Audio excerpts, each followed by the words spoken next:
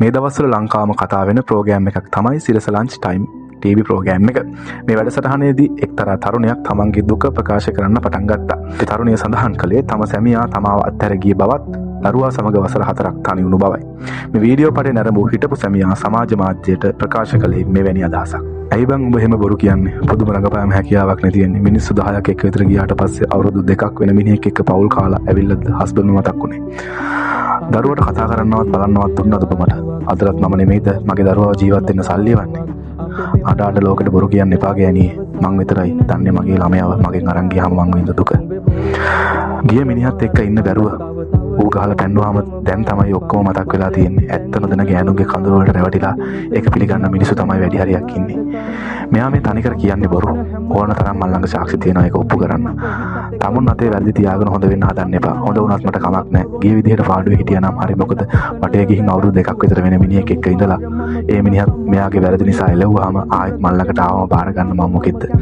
ඕනම මිනිහෙක් එහෙම කරන්නේ නැහැ. මාර මිනිස්සු මට මං ගැනම තවත් කලකිරුණා බං. ළමයක් නැතුව මං අවුරුදු 2ක් තිස්සේ කට්ට කාලා හිත හදාගනිද්දි මේ ගෑණිය ආයෙත් මගේ ජීවිතේ විනාශ කරන්න හදන්නේ. ඇයි බං වරදක් නොකරපු මාව වැරදිකාරයෙක් කරලා ඔහොම ලෝකෙට කියන්නේ? ඒකද මේ ලෝකෙනේ මිනිස්සු කමෙන්ට් දාන මහ ලොකු ආදරේ. යකෝ වැස්සේ තෙමි තෙමි ආවේ වේලි වේලි. උඹටයි දරුවටයි කිසිම අඩුපාඩුවක් කරේ නැහැ මම.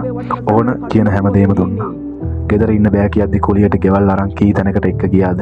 මගේම යාළුවොත් එක්ක සෙට් වෙලා උන් එක්ක ඉන්නවා ඇස් දෙකෙන් දැකලත් උඹේ වැරදි අතටම අහුවෙලත් මං මගේ කොල්ලා නිසා මං සමාව කී පාරක් නම් දුන්නද දෝනි?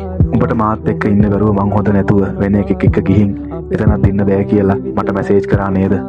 අම්මලගේ කීමහන් හැමදාම රණ්ඩු වෙවි උඹ ගෙදර යන පාරට මං ගිහින් ඉක්කන් ආවා. පස්සේනේ උඹ යන්න හේතුව දැනගත්තේ. ගෙටයා පැත්තේ එකත් එක්ක යාළු වෙලා කියලා මං පස්සේ දන්නේ. මගේ කොල්ල නැතුව මගේ හිත හදාගන්න මට හිතියේ ගෙදර උන් ටිකයි මගේ යාළුවෝයි.